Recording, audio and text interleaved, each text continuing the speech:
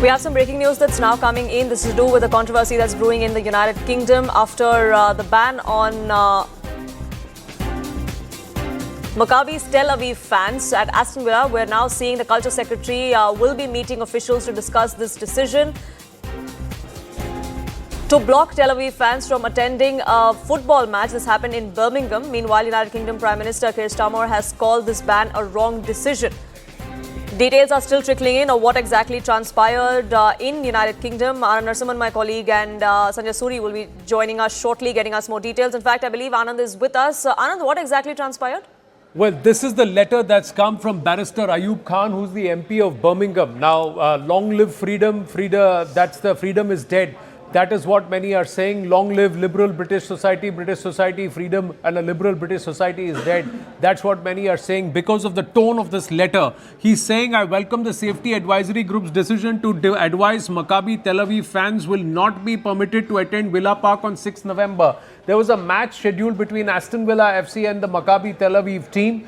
There are those who were taken hostage and released by the Hamas in the October 7 attack who have said that we are fans of Maccabi Tel Aviv. We are in Britain. Why shouldn't we be allowed to go and watch a match? Is there no freedom that can be guaranteed? Why? Because this is what the barrister is saying. He's saying from the moment that the match was announced, it was clear that there were latent safety risks that even our capable security and police authorities would not be able to fully manage. With so much hostility and uncertainty around the match, it was only right to take drastic measures. So is he saying that as Birmingham MP, he cannot guarantee security? Is he saying that the local police and the security establishment cannot guarantee safety for fans in a match which is supposed to actually keep sport above politics? That's what he says at the end. He says sports entertainment events should be enjoyed by all regardless of their race, ethnicity and background. And then comes the but. There are rare instances where political dynamics surrounding such spectacles cannot be ignored and where drastic action must be taken to ensure the safety of fans, players, staff and local residents. Now, I'm glad that this reality has been acknowledged in this case, and I'm grateful to Aston Villa FC, Maccabi Tel Aviv FC Football Club, that means West Midlands Police and Safety Advisory Group, for all their work to listen to our community's concerns. What does he mean by our community's concerns? Is he not MP for all of Birmingham? That's a big question. Now is the time to ease tensions, set aside political differences and focus on the football once more. So he's saying set aside political differences, ease communal tensions, and then he says focus on the football. But ease tensions. But he's also saying, sorry, no fans allowed. So isn't this hypocrisy? That's one. Secondly, isn't it a sad statement and a travesty of things? Is Birmingham now totally gone? Is it no longer a liberal British city? Why is it that fans of Maccabi Tel Aviv cannot watch the match? Why keep them out? That's what many Israeli are now turning around and saying, better you just put it on the stadium, no Jews allowed. So how are you a free society? How are you saying that you are going to allow all in society to come together? So that's the big question. Emily Damari is one of the survivors. She has come out and tweeted. She has put out a tweet where she is saying that I'm one of the people who was held hostage by the Hamas and I was released.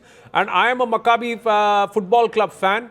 Don't I have the right to enjoy and watch a football match in Britain? What about my freedom? What about my right in a liberal society, in British society? So what's the current state of affairs there? That is something that she has put out. We'll try and call out her tweet in a bit. But this is what is a bizarre turn of events that we are seeing in Britain, where fans are being identified by race, they're being profiled, and they are being denied entry into a stadium because a local MP feels his community is not going to be happy about it.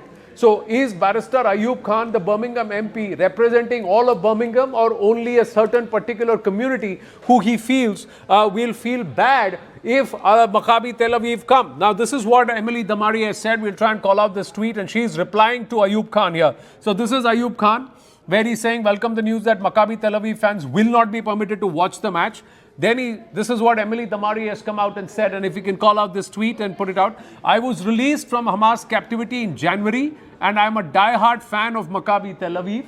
She says, I am shocked to my core with this outrageous decision to ban me, my family and my friends from attending an Aston Villa game in the UK. Football is a way of bringing people together irrespective of their faith, color or religion, and this disgusting decision does the exact opposite. Shame on you, she says. And I hope you come to your senses and reconsider. I do wonder what exactly has become of British society. This is like putting a big sign on the outside of a stadium saying no Jews allowed.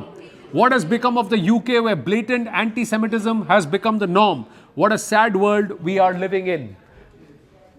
I think this post says and expresses the sentiment of a lot of people very, very beautifully. Emily Damari's post, contrary to what the rights and duty of an MP of a particular city is, where he clearly mentions our community, saying he's representing only one section of the British society.